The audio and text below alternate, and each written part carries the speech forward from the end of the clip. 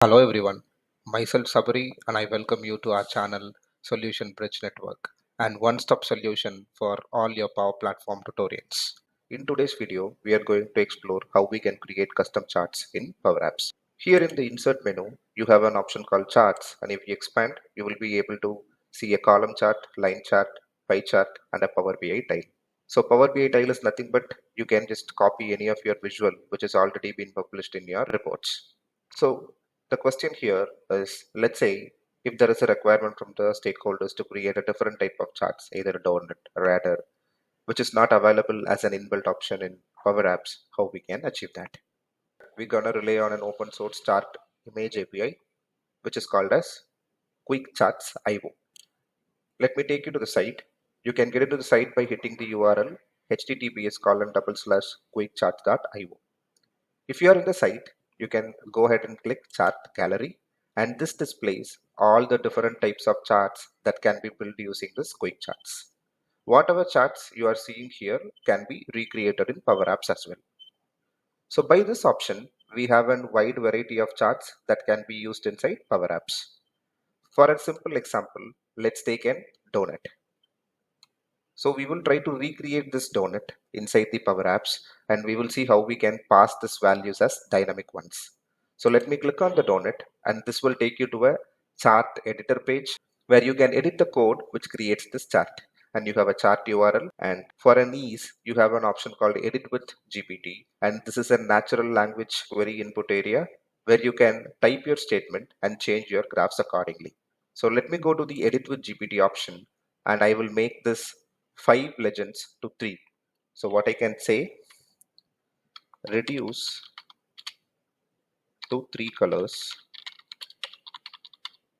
and set the data label color to white and bold. Let me click on submit.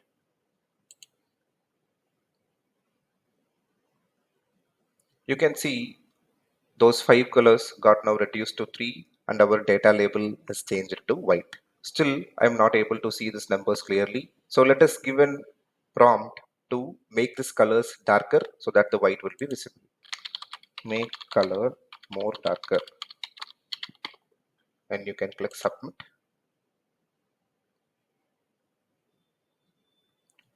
Now you are able to see the data label. So this will be your code which creates this chart.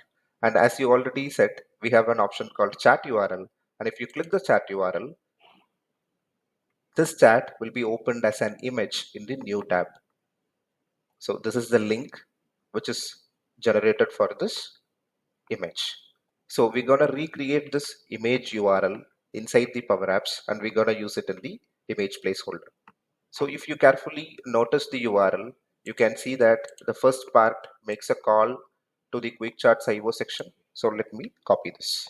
Let's get back to the Power Apps and insert an image.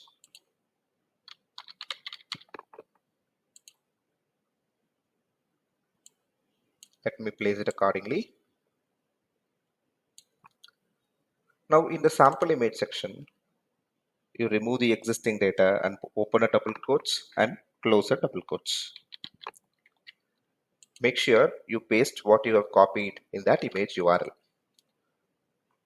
Now let's get back to the chart editor and copy the complete code which makes that graph. Come back to the Power Apps and paste the copied content next to equal to.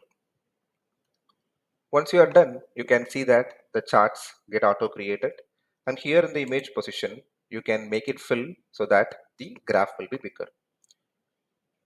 You can see it's chart.js donut chart is the title of the chart. If you want to change, you can either go to the sandbox editor and give a GPT code to change it. Else if you expand, this is a straightforward.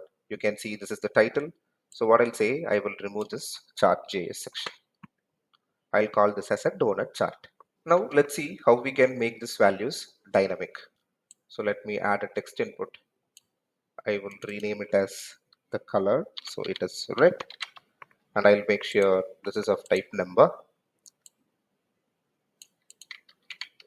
I'll copy it again call it orange, and we can add one more and call it L.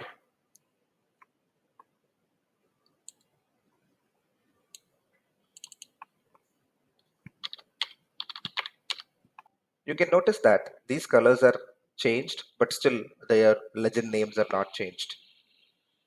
To solve this, you can obviously get back to the chart editor and use this NLP area where you can pass in the comments to get this changed. So let's go here. I will say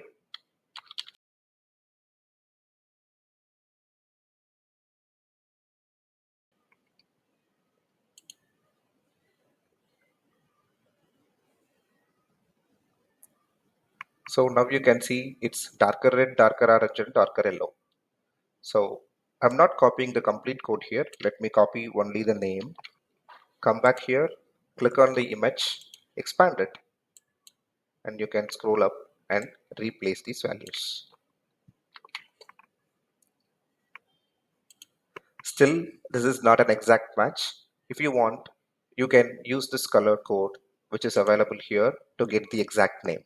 Let me open a new tab and search for color name finder, and you can come here and select this colordesigner.io, and from here you can enter the RGBA code to get the name of the color. Our next task is to connect this input to this chart and make sure the values are available here. So let's click on the chart, expand this, and let me do a small formatting so it will be easy for to understand. Let me bring each of the data labels to the next line. So this 94 should be the input number from the first item, and similarly the second two will be the input from the second two items. If you notice this code completely, we are passing it as an entire text by opening the double quotes and closing the double quotes. So if you want to call a dynamic value, you are obviously aware that you need to use an ampersand symbol. First, let's close the text, do an ampersand, and after the value, let's add a space, add an ampersand, and let's open the double quotes so that the remaining will be categorized as text. We need to do the same thing for all the three items. So let me copy and paste it. Now if you see all these three are 94, the reason being you have 94, 94 and 94. Let's pass in the dynamic content. You can see it's red dot text. Next is orange dot text.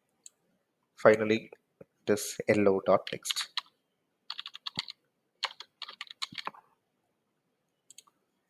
Now since all these three values are blank, you can see that these are being straight. So let's run the app and start filling in the values.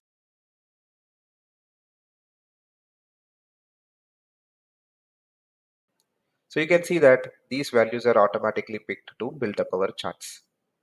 To give you a better example, we have used the text inputs. Similarly, you can create a variable to get or store the number from anywhere in your app, and you can use that variable to show this graph.